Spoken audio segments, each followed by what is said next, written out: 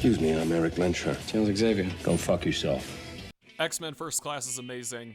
I was happy to learn that Matthew Vaughn, the creator of Kingsman, was the director of this movie. And hey, Kingsman Secret Service is one of my favorite movies of all time, so of course I'm gonna like this one too. Let's start off with the negatives. I like that this movie steps away from the prejudice allegory a little bit, but I feel like Magneto's speech at the end about prejudice was kind of pulling out at the last minute, and that wasn't his motivation throughout the movie. I also feel like the way he got his name is kind of cheesy. We're thinking you should be Professor X, and you should be Magneto. I also wish the new X-Men were in the Nazi invasion scene, which happens after that scene I just showed you. Would have made that scene a lot more fun, wouldn't it? This movie is also a little fast-paced at times. I know this has been memed to death, but they make it clear that Darwin can adapt to survive, only for him to die anyway, because we all remember the black guy always dies first. Havoc also barely uses his Care Bear stare in the movie. Okay, now onto the positives, because there's a lot. Banshee and Havoc are in this movie, two incredibly underrated characters from the comics that I love and no one else does. But there's one tiny problem, and it's that Banshee is not Irish. What do you mean Banshee is not Irish? That's his most important character trait. You two should have gone lesbian.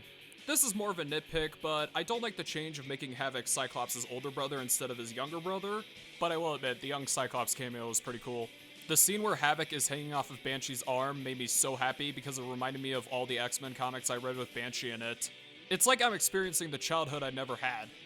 And yeah, you could definitely tell how they both barely use their iconic features, and this scene right here, they definitely wanted them for more sequels. I also like Charles and Mystique's sibling relationship in this movie. Sure, it's not comic accurate, but whatever gives her a backstory. And I feel like the casting of the first badass female in all of media was perfect casting for Mystique. And her turn to the dark side actually makes sense because of her interactions with Magneto earlier. James McAvoy and Michael Fassbender are also pretty good castings for young Magneto and Charles.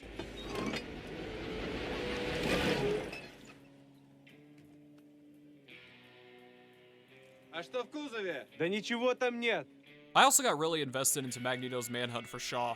And the scene where his mother dies and he starts destroying everything that's metal in the room is actually pretty good. He also does the most creative things with his magnet powers in this movie.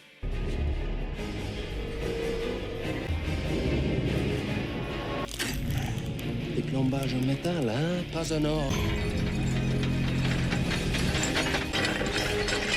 Time to go. I also like this shocking ass scene.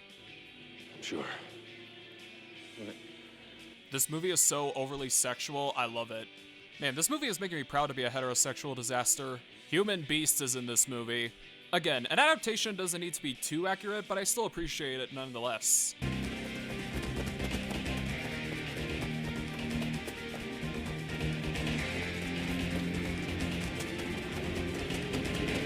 I know I praised this movie for taking a break from the prejudice aspect, however, they explore it in a different way, and that's self-prejudice. Which is why I like Beast and Mystique's relationship fine in this movie. Better yet, Magneto comes up every once in a while to bring in a good point. By the way, if I look like you, I wouldn't change a thing. I also like how Beast makes a cure for him and Mystique using her DNA, only for him to become a blue version of Mike Myers' Cat in the Hat. Now on to the villains. We have Sebastian Shaw, played by Star-Lord's idol. From his powers, to him creating the iconic helmet, to his connection to Magneto, all make him a pretty decent threat. He also has one of the greatest villain defeats in any comic book movie.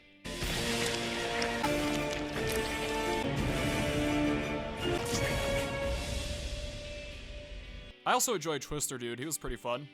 I also enjoyed a lot of Emma Frost's scenes.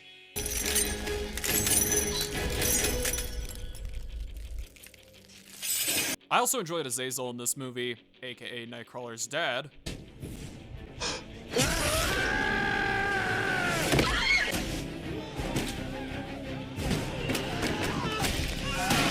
I also liked Angel Salvador's inclusion in this movie. From her wings to her fireballs, she's pretty fun. And I don't care if she becomes a villain, that's one of her best parts in this movie. And I wish her name was changed in order to avoid confusion with this Angel. Also, Warren Worthington the First is in this. I also like how this movie takes place during the Cuban Missile Crisis. I know this scene was inevitable, but the moment Charles becomes a cripple is still shocking nonetheless. If they just removed the flaws I mentioned earlier, this would have been the perfect X-Men movie. And finally, comic-accurate Magneto. I prefer Magneto.